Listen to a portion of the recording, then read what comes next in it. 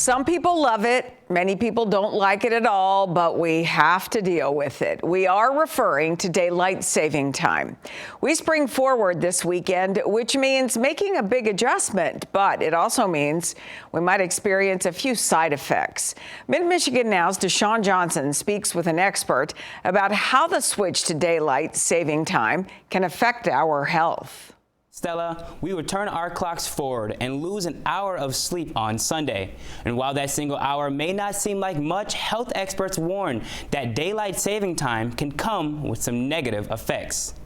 That acute loss of sleep in that first week can not only cause irritability, mood issues, people tend to be more on the edge.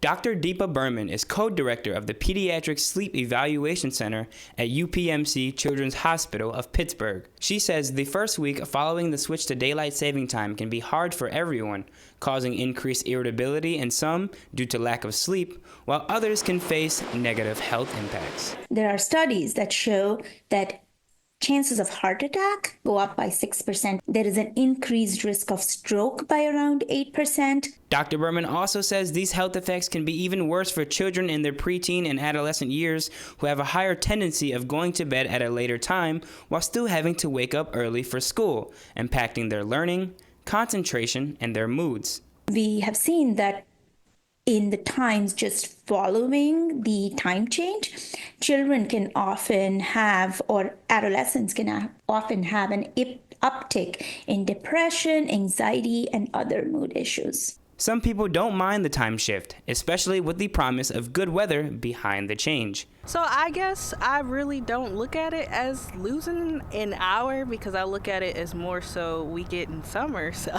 However, there are others who don't feel the same. It's not my favorite part of the year. And they aren't alone. Dr. Burman says organizations like the American Academy of Sleep Medicine propose eliminating the twice-a-year time shift. So the daylight saving time kind of works counterproductive to what our natural cycles are, and that is why there is a proposal to have permanent standard time as opposed to daylight saving time. Dr. Burman also says the science behind the time changes is very complex, making it hard to determine if we should change to a new permanent time or stay with the current model. She does recommend ways to help you adjust more quickly after the time shift, and we have a link to that information at midmichigannow.com.